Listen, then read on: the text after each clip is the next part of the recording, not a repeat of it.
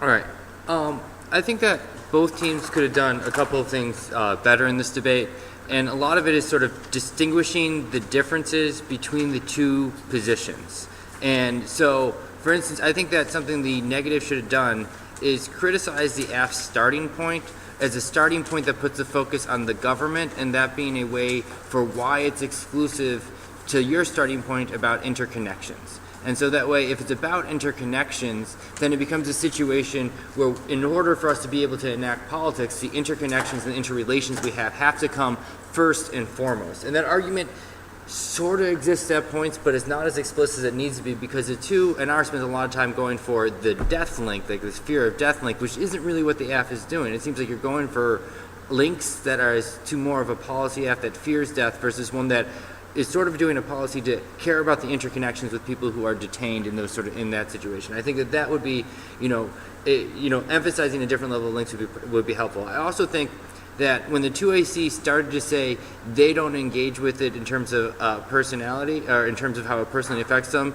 and then you cut her off and say, oh, don't say that, just move on, thanks for engaging. I don't think that the 2AC was that much of an engagement that talked about it as a personal level. It was almost a flip it, like, yeah, we've experienced this too, and now back to us talking about the policy and the discourse in the round, right? Like what you two are doing is clearly different, right? You two have an emotional impact that resonates with me and, resonates, I feel, with people in this room in a way that is a lot different than just sort of a structured argument and a quick, like, us two. And if us two is enough to get there, like, you're not going to necessarily be able to win the performative impact as being a reason for why a judge needs to vote for you as much. And I think that that's one of the stronger ways that you could win these rounds, is being like, there's a cold rationality to the way that the affirmative is advancing their arguments versus a more emotional interconnective way that the negative is advancing their arguments. And sort of creating that distinction between the different ways that we could approach argumentation would be a way that you could frame the debate that allows you to distinguish it. And I understand that you didn't want to be like,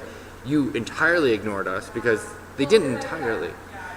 Yeah, they didn't entirely ignore you, but they clearly aren't doing what the 1NC asks someone to do, right? And so then that argument doesn't make the debate, which then, if that argument doesn't make the debate, it's going to be harder for you to draw out some of the link stories that you want to go for later on. And I think you don't have to be like, you entirely ignored us. You'd be like, thank you for trying to participate in this, but first, your 1AC doesn't do it. And second, the quick, I've experienced being called a bitch, I've experienced being cut off, is not sufficient in terms of that, right? There's no real personal narrative that really gets at it that, is emotionally compelling. And I think that could be a way to do it. Like, what does it mean for them to be reading about these tortures and things along those lines, right?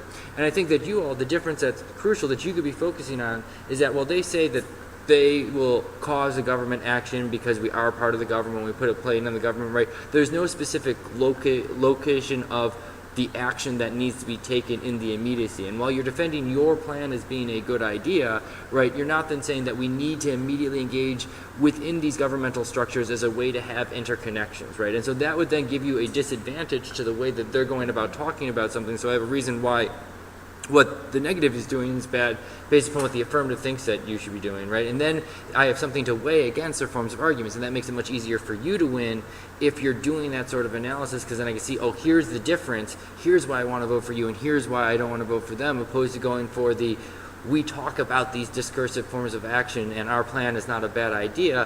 Why does that necessarily mean that it's an affirmative ballot? And I think that in this debate, you say you're not going for a permutation because you don't get there with a lot of time and you don't want to lose on the severance argument. Fine. But I think that in this debate, when their links come down at the end to being just about a question of like things that you aren't really doing so much and you're answering those arguments, I think the permutation is one of the better ways for you to be able to win the round, because then you're able to be like, we create an interconnection. That's what we started with our 1AC. That's why we don't talk about, how, like some people run a very similar after you would say that that's what will give us soft power in order to be able to create a Gemini, in order to be able to secure the world because it'll sustain our legitimacy. That you're not interested in that. What you're interested in is a loss of relationships that we get with the people who are being detained, right? And so then it's like, this is a reason for why we could do these two things together, but the difference is the permutation enables us to be able to still engage the question of what the state ought to do with these interconnections, opposed to just being a question of, well, we're not so bad, right? And I think that that's the difference that you need to point out to it. So I think that those last 2A or 2NRs, the best thing to do is point out the differences between the two different tactics, because at the end of the debate, it becomes difficult for me to determine what are the differences in terms of tactics and what's being done. And so that's sort of like what I spend time going through in relation to my flow, and be able to sort of figure out where these things end up. So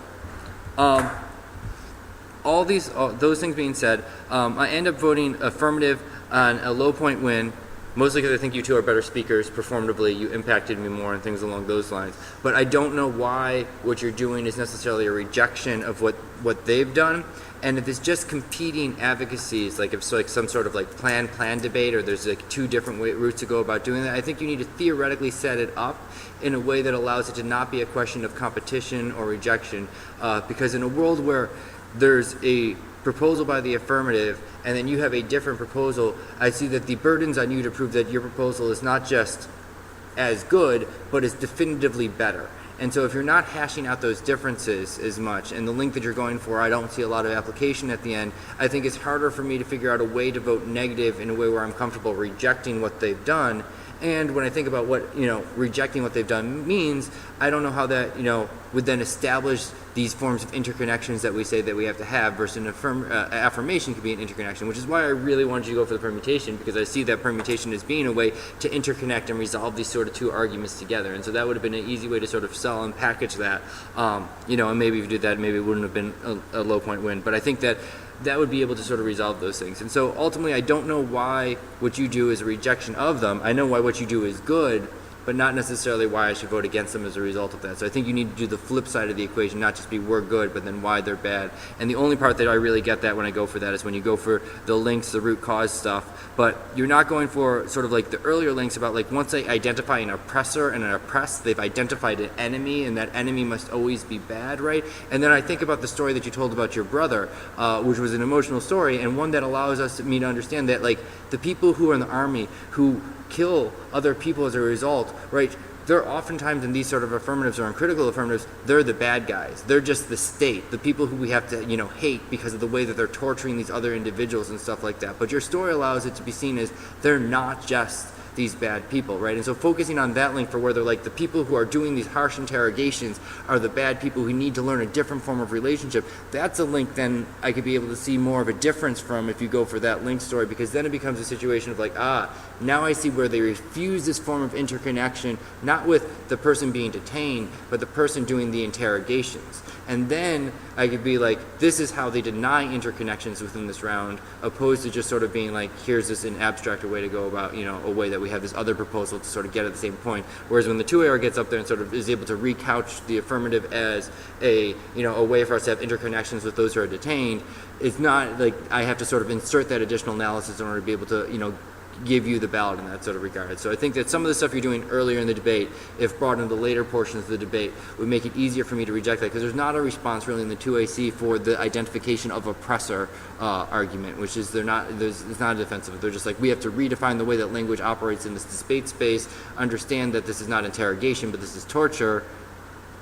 Now, and that's not sufficient enough to not understand that the people, right, if they're saying that this is torture, that's not only making the oppressor, the bad person, demonizing them, because now they're a torturer, not just an interrogator, but a torturer, right? And so there's no way that someone could look at that term and be like, oh, I can understand the interconnections, I can understand why this person had to do these sort of things, right? And so like that's the sort of analysis that allows me to see why the framing and the discourse that they deploy would be a bad discourse, and then you can utilize their Doty evidence against them and do that sort of stuff, and that would be a way that you could create those distinctions in that regards. And I think that if they would go for the permutation, which is sort of what I thought the 2AR was going to do, I think you need to have more answers to the permutation for why the permutation would be sufficient. And to me, I think that in this sort of debate, I think the just starting point is a methodological type question that you should compare the 1AC versus the 1NC. They tie their advocacy to enacting a policy as a way to change things, and while they have this discourse stuff that's sort of like a footnote to their advocacy, it means that I shouldn't accept a permutation even if it's theoretically compatible because of the way they start this, right? And I'm sort of buying your argument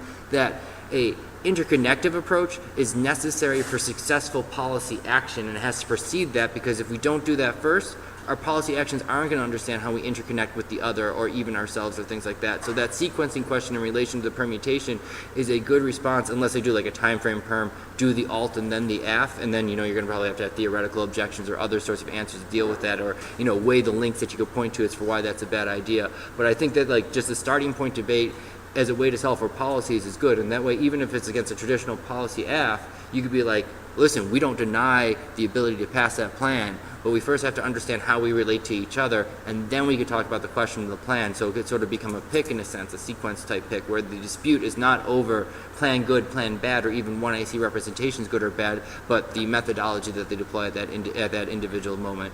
And I think that would be a way that you could answer the permutation more sufficiently in that regards.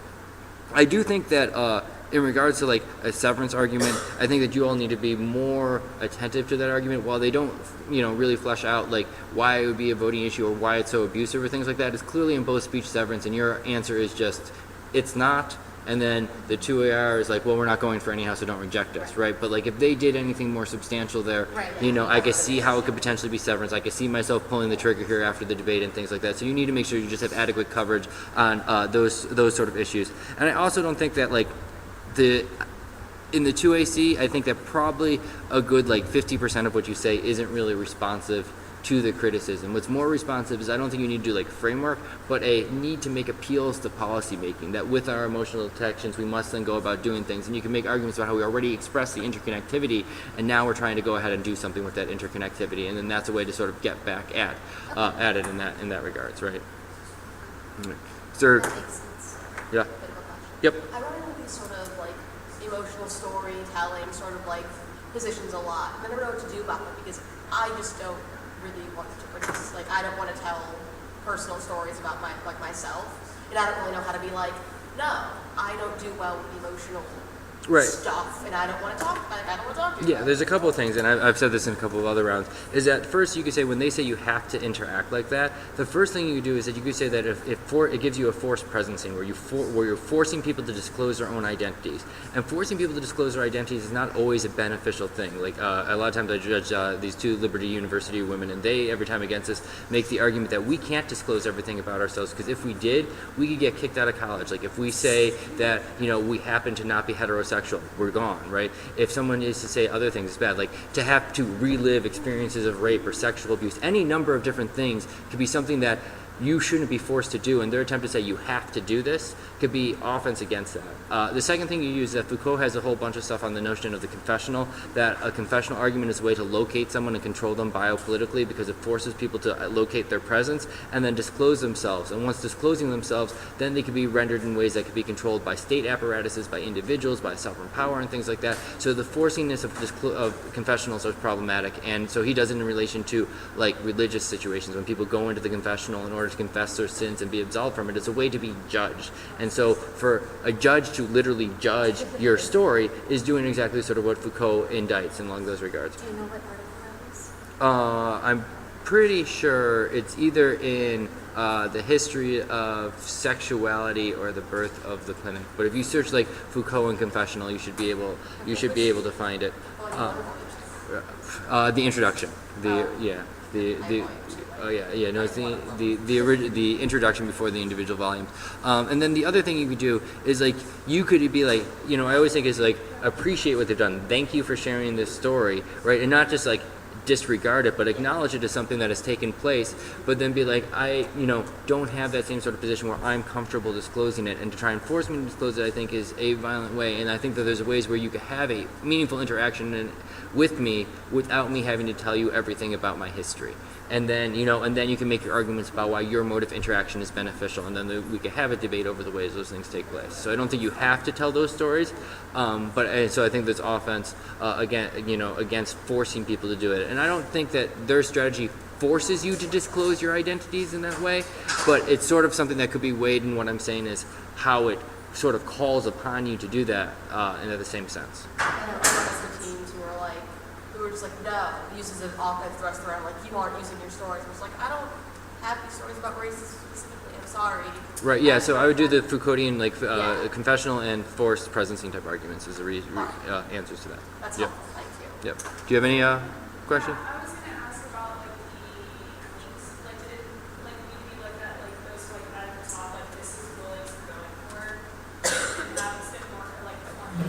Are you talking what speech? Like just overall? Like the links within the 2NR. I think that the links, I think they need to be more explicit. I don't think they necessarily have to be at the top, but at some point you have to clearly identify the distinctions between what you're going for. And so at one point you say go to the link debate, which is sort of funny because it's just sort of a flow straight down. So there isn't a set link debate. But what I get there, like while flowing, is that the root cause of evil is as a fear of death ends up being problematic. We have to recognize it seems like you're going to list a bunch of links, but then you really list that link and then you explain why you solved that link.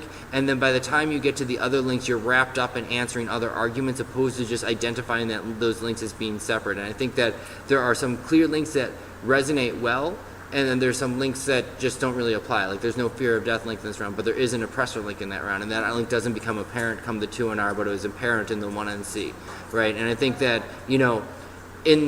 at the end of the debate, you don't have to win 5 links. You need to win 1 link, and you need to really flesh out that link to be full and complete. And so it's not a matter of being like, we have 5 links and reasons to reject them, but one solid, well-articulated, in-depth link is going to be the best way to win these rounds. And a lot of times, my debaters go for more links than they should, and in the end, the judge is like, you don't explain any of your links well enough, and I think the permutation resolves them. But if you have one good articulation of a single link, you can utilize that link to then answer everything else that exists on the flow. It's like, sure, they might not link in these other ways. You might even grant them a risk of this link turn, but the one link we're going for is so present that destroys the possibility for that link turn to ever be beneficial is the better way to go about approaching the 2NR. And so like I always tell my debaters is focus on what is the single argument that you have on the flow that could win you the debate round, and then spend a good 90 seconds to 2 minutes just explaining that argument, and then everything else then gets framed in relation to that argument. So then when you get to the permutation,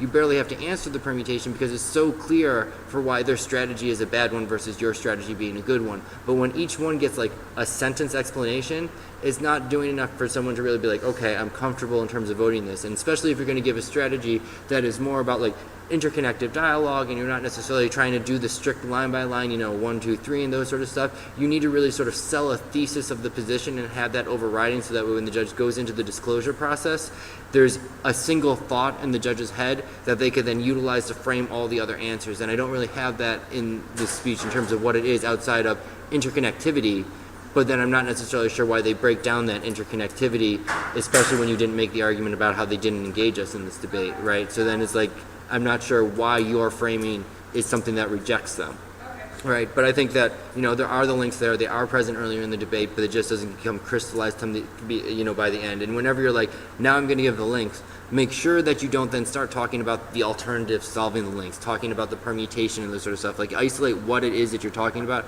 and really like sit on that argument and then go on to answer the other things and answering it through the lens of the one argument that you've just made, opposed to like, and that happens in, other portions of the debate, is that when you start being like, we have a couple of different arguments, it's like you start to make one and then you start saying something else that's different about that sort of, becomes a tangent opposed to getting across the one thing that you want to have across. All right. All right. I have a question. Yeah. They were framing, I understand that it was framed as a defensive sort of argument on links, because they reinforce sort of the structures that they can frame as they can't solve the after the 2NR. Do you think if it was spun more as it was unfair that I was talking about code, project, I talking about like the order about the order to kind of like protect against the enemies, I guess, out there? If they had spun that as an offensive sort of solvency term, do you think that's enough in this debate to give you like an extra reason to reject the affirmative? It could be. I don't know. Like for instance, I'm not sure what the enemy out there is that the affirmative is trying to protect against. That's the issue with that link. So like, it's less an issue of how it turns the aft to me and more of an issue of how that link applies to this affirmative, right? Because the affirmative doesn't get to we have to stop terrorists, and stopping torture stops terrorists, right? Here the enemy is almost ourselves in the way that they're locating the torturer, right? And so like if that's made in relation to it, then I think that I can understand how that would then prevent the aft from solving, and then why the negative alternative would be a better way to get at solving the affirmative.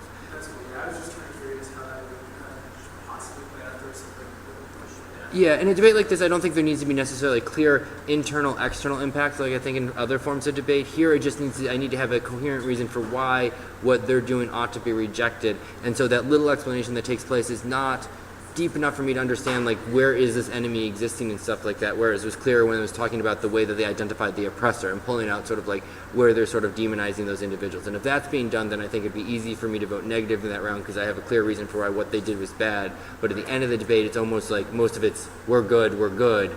It's like, okay, great, but Do you grant alternative in this consultancy? I understand there's no. yeah, sure. I think it could, but then it's not why is it Yeah. better? That's Yeah. understandable. I'm just trying to I've been holding out for the day. I'm trying to break it down a little bit. So. Yeah, no, I think that there's not even an answer for why it can't solve the AF because they're not really going for the you need to do the state. So it's like there's not a reason for why the alt can't solve, but there's not a reason for why really there's a good enough explanation for why that link applies so the AF can't solve, right? So it really is like you just needed a link that's sold in order for me to really be able to go for it. So in this round. Yeah. Thanks. I was just kind of curious. Okay. As I was following, I just wanted Mm-hmm. Okay. All right. Anything else? Okay. Yeah, no, I'm good. Thank you so Okay. much for judging. Yep. Thanks for debating, and I'll email you all the link to the video and everything like that. So.